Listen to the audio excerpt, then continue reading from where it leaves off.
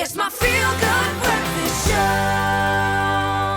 Welcome back to your Feel Good Breakfast Show. It is Tuesday and we're discussing some very important health matters.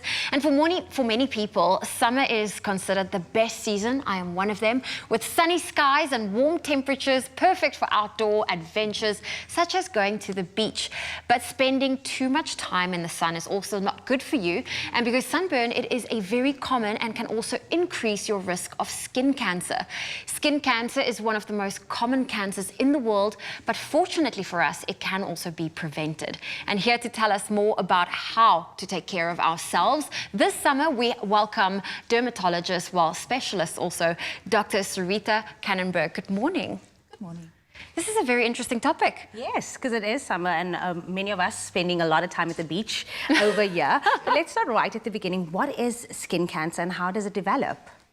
So skin cancer is when the cells in the skin escape the usual controlled mechanism, the controlling mechanisms, and then the cells proliferate and they become more and more and more instead of being controlled in the usual way. How does it happen? There's always a genetic background. Some people are more prone to it than others. So we just discussed it with the red hair and the milky white skin and a lot of freckles. Those are the very high-risk cases. And also people who have a whole lot of moles, they do tend to be a higher risk. But remember that saying that, a darker skin does not protect you against it. You can still develop it. And then, of course, sometimes people are on immunosuppressive medications, and those, so maybe after an organ transplant, for example, they are more prone to develop it.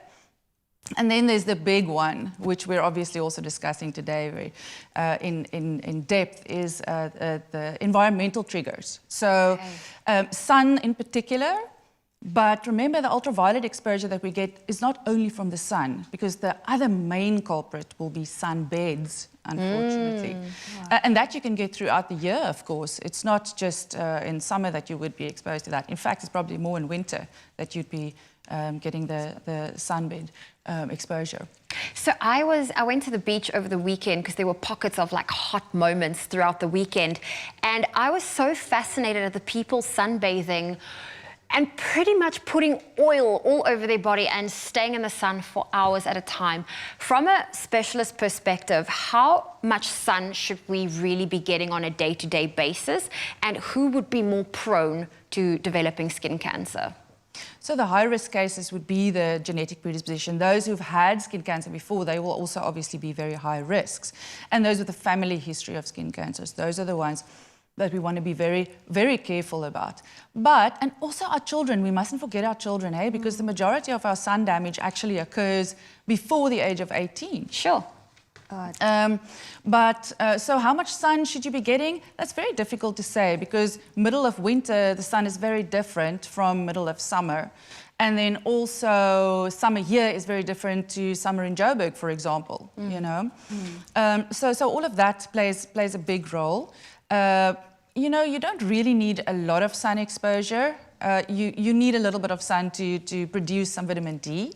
So yes, but you know, you only need about 10 to 15 minutes. And if you really think about it, our exposure between buildings, for example, or going out to if you still have a post box, I don't know, or maybe if you hang your washing, I don't know, you know, that's enough sun exposure to produce vitamin D.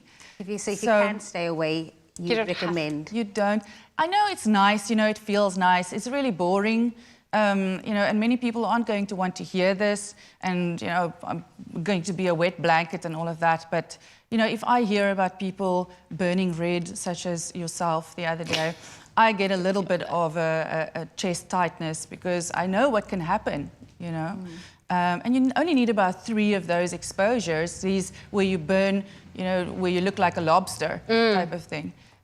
You only need 3 of those, and that skyrockets your chances of developing skin cancer. Doctor, tell us a bit more about the primary types of skin cancer. So we really divide them into the 2 main groups. We have melanoma, which is of course the deadly one, and wait for weight, the most dangerous skin cancer, or the most dangerous cancer that we actually get. And then we have the non-melanoma skin cancer group, which is the biggest group. And in that group, we will have various forms. So basal cell carcinoma is the commonest skin cancer that we get. And then squamous cell carcinoma, also very common, less common than basal cell carcinoma, a little bit more dangerous than basal cell carcinoma. And then we have a whole lot of other ones like Merkel cell carcinoma and various much rarer ones. But if we look at the cancer registry between 1993 and 2014, we see that 27% of the cancers that were actually registered at that time, was skin cancers, non-melanoma skin cancers. Sure. So it's very, very common. Okay, it's very... Yeah. Well, I feel like having this chat, it's very important, but it's also kind of scaring me now. How can we prevent, how can we protect ourselves? Because one of the things that they say is skin cancer can be prevented, or there are preventative measures that we are able to take. Yes. Now, we have to, for you ladies now, for example, sunscreen certainly at your age, you know, your sunscreen certainly is very important. It's never too late to start preventing skin cancer either. So don't think it's too late for, not for you ladies, you are very young, but I mean, if you're, some of our viewers maybe, if it's never too late to start preventing skin cancer. So you always have sunscreen on the one hand, which is a wonderful tool, but only if used properly. So we get a lot of sunscreen failure, unfortunately, because we don't apply it the way it was developed to be applied. I mean, if we look at the way when it's tested, if we look at that, then it really needs to be reapplied every 2 hours. It needs to be reapplied after swimming. It needs to be reapplied after sweating, even after wiping yourself down, you know, with a towel, for example, you know, from sweating. It needs to be reapplied. And if it's not reapplied in a proper amount, proper dosages, so, I mean, if we look at our faces, we're supposed to be using a teaspoon. And I have to say that it's probably very rare that someone actually does that, to be honest. Well, listen, these things aren't free, so, you know. So the other things, I'm sorry I interrupted you, the other things are that, probably more important than that, to be really honest, is covering up. Covering up and staying out of the sun. So those are the most important things. And I know that's boring stuff to say, but staying out of the sun between 10 and 4, and these are empirical numbers because once again, 10 to 4 in wintertime is not the same as 10 to 4 in the middle of summer. I mean, you guys know that, you know, it can be really hot on a Cape Town morning at 9. Yeah. You know? So, and then covering up with hats, for example, and thickly woven clothes as well. And the umbrellas. Definitely a message of caution for all of us that will be spending time in summer. But we're going to unpack more of this conversation in a bit. We will be continuing our very important health discussion on skin cancer with Specialist Dermatologist Dr. Suretha Kannenberg. We'll be joined by a representative from Cancer after this.